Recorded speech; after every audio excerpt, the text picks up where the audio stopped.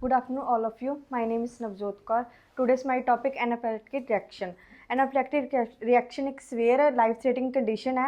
ਇਸ ਵਿੱਚ ਆਪਾਂ ਨੂੰ ਕਿਸੇ ਵੀ ਫੂਡ ਜਾਂ ਕਿਸੇ ਵੀ ਵੈਕਸੀਨ ਟੈਬਲੇਟ ਡਰੱਗਸ ਕਿਸੇ ਚੀਜ਼ ਤੋਂ ਵੀ ਅਲਰਜੀ ਹੋ ਸਕਦੀ ਆ ਅਤੇ ਇਹਦੇ ਨਾਲ ਆਪਣੇ ਮਤਲਬ ਲਾਈਫ ਨੂੰ ਵੀ ਖਤਰਾ ਹੁੰਦਾ ਗਾ। ਇਹਦੇ ਕਾਜ਼ਿਜ਼ ਹੈਗੇ ਆ ਕਿਸੇ ਇੰਜੈਕਸ਼ਨ ਤੋਂ ਹੋ ਗਈ, IV ਫਲੂਇਡ ਤੋਂ ਹੋ ਗਈ, ਕਿਸੇ ਵੀ ਵੈਕਸੀਨ ਤੋਂ ਹੋ ਗਈ, ਫੂਡ ਤੋਂ ਮਤਲਬ ਪੀਨਟਸ ਵਗੈਰਾ ਤੋਂ ਜ਼ਿਆਦਾਤਰ ਹੁੰਦੀਆਂ ਹੈਗੀਆਂ, ਕਿਸੇ ਸਟਿੰਗ ਬਾਈਟ ਤੋਂ ਹੋ ਗਈ। ਠੀਕ ਹੈ, ਅੱਗੇ ਇਹਨਾਂ ਦਾ ਹੈਗਾ ਸਾਈਨ ਔਨ ਸਿੰਪਟਮ। ਇਹਦੇ ਅਲੱਗ-ਅਲੱਗ ਸਾਈਨ ਔਨ ਸਿੰਪਟਮ ਹੁੰਦੇ, ਜਿਵੇਂ ਸਕਿਨ ਦੇ ਵਿੱਚ ਈਚਿੰਗ ਹੋਣ ਲੱਗ ਜਾਂਦੀ ਹੈ, ਰੈਡਨੈਸ ਹੋ ਜਾਂਦੀ ਹੈਗੀ, ਰੈੱਡ ਗ੍ਰੈਨੂਲਸ ਨਿਕਲਣ ਲੱਗ ਜਾਂਦੇ, ਛੋਟੇ ਛੋਟੇ ਦਾਣੇ ਹੋਣ ਲੱਗ ਜਾਂਦੇ ਹੈਗੇ, ਸਵੈਲਿੰਗ ਹੋ ਜਾਂਦੀ ਹੈ ਲਿਪਸ 'ਤੇ, ਫੇਸ 'ਤੇ ਆਈਲਿਡਸ 'ਤੇ ਸਵੈਲਿੰਗ ਹੋਣ ਲੱਗ ਜਾਂਦੀ ਹੈ। ਰੈਸਪੀ ਦੇ ਵਿੱਚ ਇਹਨਾਂ ਦੇ ਹੁੰਦਾ ਡਿਫੀਕਲਟੀ ਇਨ ਬਰੀਥਿੰਗ ਹੋ ਜਾਂਦੀ ਹੈ, ਬਰੀਥਿੰਗ ਕਰਨ 'ਚ ਆਪਾਂ ਨੂੰ ਡਿਫੀਕਲਟੀ ਹੁੰਦੀ ਹੈਗੀ। ਜਦੋਂ ਆਪਾਂ ਸਾਹ ਲੈਂਦੇ ਹਾਂ ਤਾਂ ਇੱਕ ਵਿਸਲ ਦੀ ਆਵਾਜ਼ ਆਉਣ ਲੱਗ ਜਾਂਦੀ ਹੈਗੀ, ਹੋਰਸ ਵੋਇਸ ਹੋ ਜਾਂਦੀ ਹੈ, ਕਫ ਹੋਣ ਲੱਗ ਜਾਂਦਾ ਹੈਗਾ। ਕਾਰਡੀਓਵੈਸਕੂਲਰ ਦੇ ਵਿੱਚ ਹੁੰਦਾ ਗਾ ਆਪਣਾ ਜਿਹੜਾ BP ਆ ਉਹ ਲੋ ਚਲਾ ਜਾਂਦਾ, ਲੋ ਬਲੱਡ ਪ੍ਰੈਸ਼ਰ ਹੋ ਜਾਂਦਾ ਗਾ, ਫਾਸਟ ਪਲਸ ਹੋ ਜਾਂਦੀ ਹੈਗੀ, ਫੇਟਿੰਗ ਔਰ ਸ਼ੌਕ ਹੋ ਜਾਂਦਾ, ਕਈ ਵਾਰ ਕਾਰਡੀਅਕ ਅਰੈਸਟ ਵੀ ਹੋ ਜਾਂਦਾ, ਪਰ ਇਹ ਸਵੇਅਰ ਕੇਸਿਸ ਦੇ ਵਿੱਚ ਹੁੰਦਾ ਗਾ। ਗੈਸਟ੍ਰੋਇੰਟੇਸਟਾਈਨਲ ਦੇ ਵਿੱਚ ਹੋ ਜਾਂਦਾ ਆਪਾਂ ਨੂੰ ਡਾਇਰੀਆ ਹੋ ਜਾਂਦਾ, ਵੋਮਟਿੰਗ ਹੋਣ ਲੱਗ ਜਾਂਦੀ ਆ, ਨੋਜ਼ੀਆ ਹੋ ਜਾਂਦਾ ਗਾ, ਅਬਡੋਮੀਨਲ ਪੇਨ, ਅਬਡੋਮੀਨਲ ਕ੍ਰੈਂਪਸ ਹੋ ਸਕਦੇ ਹੈਗੇ। ਅੱਗੇ ਨਰਵਸ ਸਿਸਟਮ ਦੇ ਵਿੱਚ ਹੁੰਦਾ ਆਪਾਂ ਨੂੰ ਐਨਜ਼ਾਈਟੀ ਹੋਣ ਲੱਗ ਜਾਂਦੀ ਆ, ਕਨਫਿਊਜ਼ਨ ਹੁੰਦੀ ਆ, ਆਪਾਂ ਨੂੰ ਫੀਲਿੰਗ ਆਫ ਆਪਾਂ ਨੂੰ ਐਂ ਲੱਗਦਾ ਵੀ ਅਨਕੌਂਸ਼ੀਅਸ ਜਿਹਾ ਹੋ ਜਾਂਦਾ ਪੇਸ਼ੈਂਟ। ਅੱਗੇ ਹੈਗਾ ENT ਦੇ ਵਿੱਚ, ਜਦੋਂ ਆਪਾਂ ਨੂੰ ਕੋਈ ਵੀ ਅਲਰਜਿਕ ਰਿਐਕਸ਼ਨ ਹੁੰਦਾ ਉਹਦੇ ਨਾਲ ਆਪਣੇ ਈਅਰ, ਨੋਜ਼ ਅਤੇ ਥਰੋਟ ਨੂੰ ਵੀ ਉਹ ਇਫੈਕਟ ਕਰਦਾ ਹੈਗਾ, ਜਿਹਦੇ ਨਾਲ ਆਪਣੇ ਥਰੋਟ ਦੇ ਵਿੱਚ ਸਵੈਲਿੰਗ ਆ ਜਾਂਦੀ ਹੈਗੀ, ਈਅਰ ਦੇ ਵਿੱਚ ਈਚਿੰਗ ਹੋਣ ਲੱਗ ਜਾਂਦੀ ਹੈ, ਨੋਜ਼ ਦੇ ਵਿੱਚ ਈਚਿੰਗ ਹੋਣ ਲੱਗ ਜਾਂਦੀ ਆ, ਸਨੀਜ਼ਿੰਗ ਵਗੈਰਾ ਹੋਣ ਲੱਗ ਜਾਂਦੀ ਹੈ। ਅੱਗੇ ਆਈਜ਼ ਦੇ ਵਿੱਚ ਹੈਗਾ, ਆਈਜ਼ ਦੇ ਵਿੱਚ ਜਿਹੜੀ ਆਈਜ਼ ਆਪਣੀਆਂ ਉਹ ਰੈੱਡ ਹੋ ਜਾਂਦੀਆਂ, ਆਈਜ਼ ਈਚਿੰਗ ਆਈਜ਼ ਹੋ ਜਾਂਦੀਆਂ ਹੈਗੀਆਂ, ਸਵੈਲਿੰਗ ਆ ਜਾਂਦੀ ਹੈ ਆਈਲਿਡਸ 'ਤੇ, ਉਹੀ ਮੇਨ ਚੀਜ਼, ਅਤੇ ਵਾਟਰੀ ਆਈਜ਼ ਹੋ ਜਾਂਦੀਆਂ ਹੈਗੀਆਂ। ਜਿਵੇਂ ਆਪਾਂ ਡਾਇਗਨੋਜ਼ ਇਹਨੂੰ ਕਿਵੇਂ ਕਰਾਂਗੇ, ਜਦੋਂ ਕੋਈ ਵੀ ਆਪਾਂ ਕੋਈ ਐਂਟੀਬਾਇਓਟਿਕ ਲਾਇਆ, ਚਾਹੇ ਕੋਈ ਵੈਕਸੀਨ ਲਾਈ ਆ, ਤਾਂ ਉਹਦੇ ਸਡਨਲੀ ਮਤਲਬ ਉਹਦੇ ਨਾਲ ਹੀ ਇਹ ਆਪਾਂ ਨੂੰ ਪਤਾ ਲੱਗਣ ਲੱਗ ਜਾਂਦਾ ਹੈਗਾ। ਇਹਦੇ ਵਿੱਚ ਜਿਹੜੇ ਆਪਣੇ ਰਿਐਕਸ਼ਨ ਆਉਣ ਲੱਗ ਜਾਂਦੇ, ਮਤਲਬ ਖਾਰਿਸ਼ ਵਗੈਰਾ ਹੋਣ ਲੱਗ ਜਾਂਦੀ ਹੈ, ਜੇ BP ਹੁੰਦਾ ਜਿਹੜਾ ਪੇਸ਼ੈਂਟ ਦਾ ਉਹ ਜਮਾ ਡਾਊਨ ਚਲਾ ਜਾਂਦਾ ਹੈਗਾ। ਟ੍ਰੀਟਮੈਂਟ ਦੇ ਵਿੱਚ ਆਪਣਾ ਇਹ ਸਟੈਪ ਬਾਏ ਸਟੈਪ ਕਰਾਂਗੇ। ਪਹਿਲਾਂ ਤਾਂ ਜਦੋਂ ਆਪਣਾ ਮਤਲਬ ਕੁਛ ਚੱਲੀ ਜਾਂਦਾ ਗਾ, ਜੋ ਵੀ ਆਪਣਾ ਫਲੂਇਡ ਵਗੈਰਾ ਜਾਂ ਐਂਟੀਬਾਇਓਟਿਕ ਚੱਲੀ ਜਾਂਦਾ, ਉਹਨੂੰ ਆਪਾਂ ਸਟੋਪ ਕਰ ਦਾਂਗੇ ਤਾਂ ਕਿ ਅਲਰਜੀ ਹੋਰ ਨਾ ਹੋਵੇ, ਕਿਉਂਕਿ ਆਪਾਂ ਨੂੰ ਨਹੀਂ ਪਤਾ ਹੁੰਦਾ ਵੀ ਇਹ ਕਿਹੜੀ ਚੀਜ਼ ਤੋਂ ਅਲਰਜੀ ਹੋਈ ਹੈਗੀ। ਉਸ ਤੋਂ ਬਾਅਦ ਆਪਾਂ ਉਹਦੀ ਪੋਜੀਸ਼ਨ ਸਹੀ ਕਰਾਂਗੇ, ਪੇਸ਼ੈਂਟ ਨੂੰ ਆਪਾਂ ਫਲੈਟ ਲਿਟਾ ਦਾਂਗੇ, ਜੇ ਕੋਈ ਪ੍ਰੈਗਨੈਂਟ ਵੂਮਨ ਆ ਤਾਂ ਆਪਾਂ ਉਹਨੂੰ ਲੈਫਟ ਸਾਈਡ ਕਰਕੇ ਲਿਟਾਵਾਂਗੇ। ਉਹਨੂੰ ਆਪਾਂ ਅਡਰਨਲਿਨ ਦੇਵਾਂਗੇ, ਇੰਜੈਕਸ਼ਨ ਅਡਰਨਲਿਨ ਦੇਵਾਂਗੇ, ਹਾਈਡਰੋਕੋਟ ਵੀ ਦੇ ਸਕਦੇ ਹਾਂ ਆਪਾਂ, ਏਵਲ ਜਾਂ ਡੈਕਸੋਮੈਥਾਸੋਨ ਵੀ ਦੇ ਸਕਦੇ ਹਾਂ। ਇਹ ਜਿਹੜੇ ਜਿੰਨੇ ਵੀ ਇੰਜੈਕਸ਼ਨਸ ਵਗੈਰਾ ਹੈਗੇ, ਇਹਨਾਂ ਨਾਲ ਜਿਹੜੀ ਅਲਰਜੀ ਆ ਉਹਨੂੰ ਰਿਲੀਫ ਛੇਤੀ ਮਿਲਦਾ ਗਾ। ਉਸ ਤੋਂ ਬਾਅਦ ਆਪਾਂ ਜੇ ਆਪਾਂ ਨੂੰ ਲੱਗਦਾ ਵੀ ਪੇਸ਼ੈਂਟ ਦੀ ਕੰਡੀਸ਼ਨ ਬਹੁਤ ਜ਼ਿਆਦਾ ਖ਼ਰਾਬ ਆ, ਉਹਨੂੰ ਸਾਹ ਲੈਣ ਦੇ ਵਿੱਚ ਪ੍ਰੋਬਲਮ ਆ ਰਹੀ ਆ, ਤਾਂ ਆਪਾਂ ਆਕਸੀਜਨ ਸਟਾਰਟ ਕਰ ਦਾਂਗੇ ਨਾਲ ਦੀ ਨਾਲ ਹੀ। ਉਸ ਤੋਂ ਬਾਅਦ ਜੇ ਕੋਈ ਮਤਲਬ ਇਨਫੈਕਸ਼ਨ ਜ਼ਿਆਦਾ ਗਈ, ਆਪਾਂ ਨੂੰ ਲੱਗਦਾ ਹੈਗਾ ਵੀ ਪੇਸ਼ੈਂਟ ਦਾ BP ਹੈ ਜਿਹੜਾ ਉਹ ਲੋ ਜਾ ਰਿਹਾ, ਪਲਸ ਲੋ ਜਾ ਰਹੀ ਆ, ਤਾਂ ਆਪਾਂ ਉਹਨਾਂ ਦੇ ਫਲੂਇਡ ਸਟਾਰਟ ਕਰ ਦਾਂਗੇ, NS ਸਟਾਰਟ ਕਰ ਦਾਂਗੇ, ਨੋਰਮਲ ਸਲਾਈਨ। ਕੋਈ ਵੀ ਆਪਾਂ ਉਹਨਾਂ ਨੂੰ ਐਂਟੀਹਿਸਟਾਮਾਈਨ ਟੈਬਲੇਟਸ ਦੇ ਇੰਜੈਕਸ਼ਨ ਦੇ ਸਕਦੇ ਆਂਗੇ। ਇਹਦੇ ਵਿੱਚ ਆਪਾਂ ਏਵਲ ਦੇ ਸਕਦੇ ਆਂਗੇ। ਜਿਹੜਾ ਏਵਲ ਆ ਉਹ ਆਪਣੀ ਹੈਲਪ ਕਰਦਾ ਕਿ ਈਚਿੰਗ, ਰੈਸ਼ ਅਤੇ ਹਾਈਵਸ ਵਗੈਰਾ ਨੂੰ ਘਟਾਉਣ ਦੇ ਵਿੱਚ ਹੈਲਪ ਕਰਦਾ ਹੈਗਾ। ਉਸ ਤੋਂ ਬਾਅਦ ਜਿਹੜਾ ਸਟੈਪ 7 ਹੈਗਾ, ਉਹਦੇ ਵਿੱਚ ਆਪਾਂ ਇਹਨਾਂ ਨੂੰ ਮਤਲਬ ਜਿਹੜੇ ਇਹਨਾਂ ਦੀ ਸਵੈਲਿੰਗ ਆ ਗਈ ਜਾਂ ਫਿਰ ਜਿਹੜੀ ਈਚਿੰਗ ਵਗੈਰਾ ਜ਼ਿਆਦਾ ਆ ਗਈ, ਉਹਨੂੰ ਘਟਾਉਣ ਵਾਸਤੇ ਆਪਾਂ ਹਾਈਡਰੋਕੋਟ ਵਗੈਰਾ ਦੇਵਾਂਗੇ।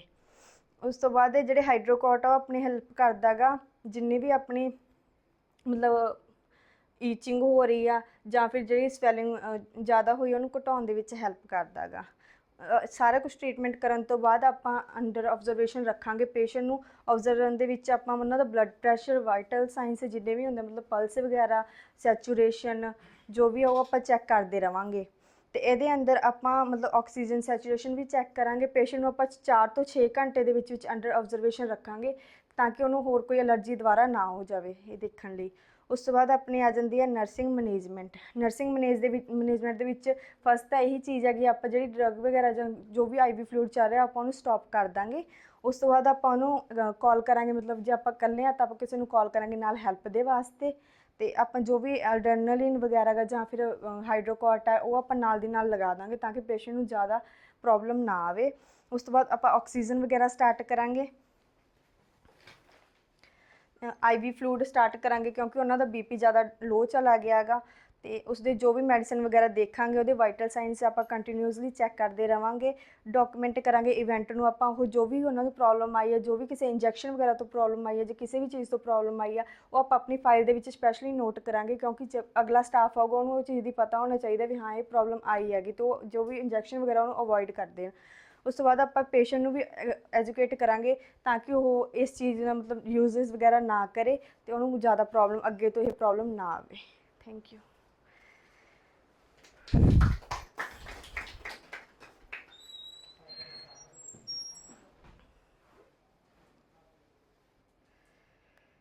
बहुत बढ़िया, वेरी नाइस। किसी ने कुछ क्वेश्चन पूछना है?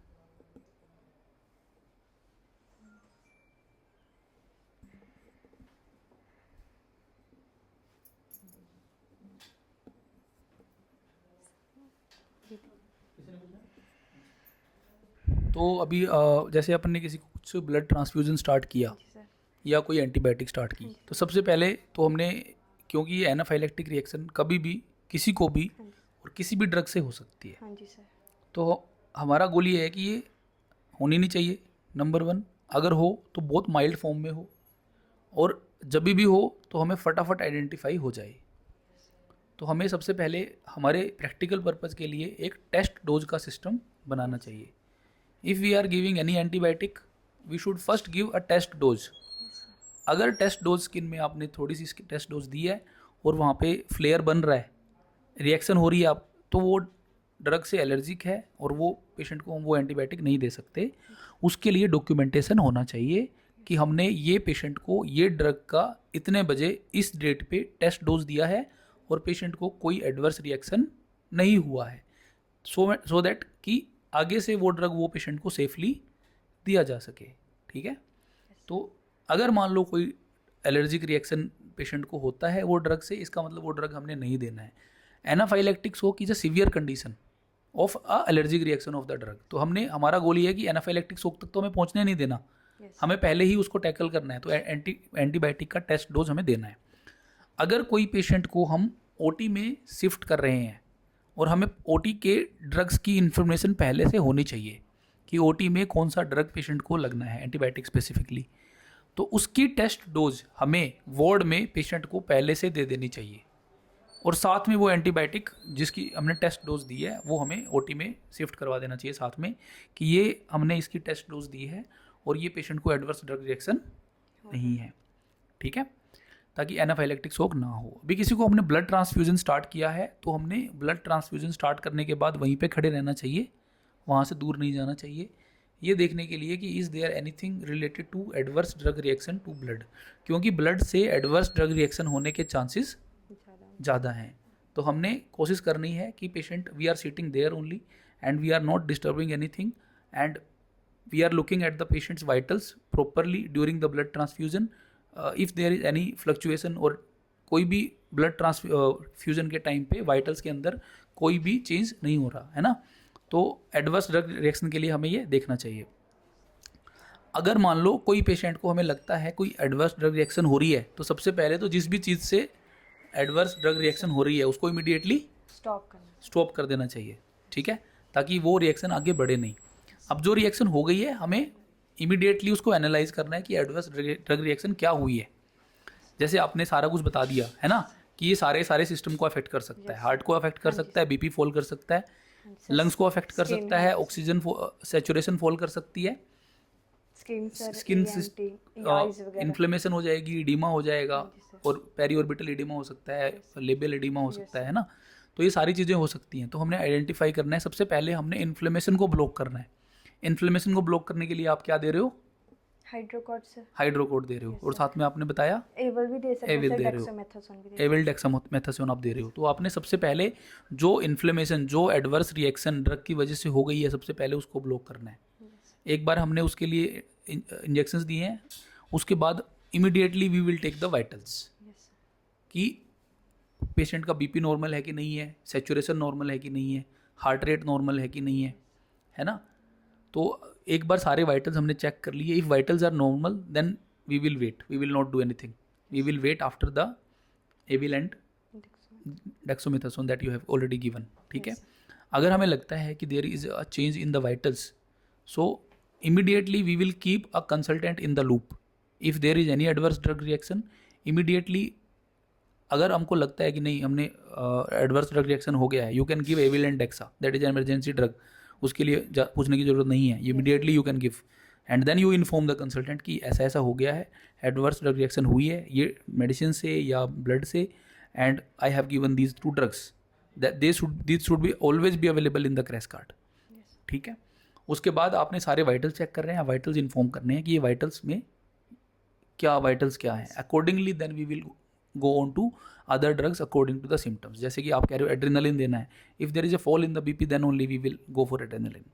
Oxygen, if there is a saturation fall कर रहा है then we will go for oxygen. So these are the supportive measures that we will give. बाकी आपने बहुत अच्छा बताया, very very nicely done.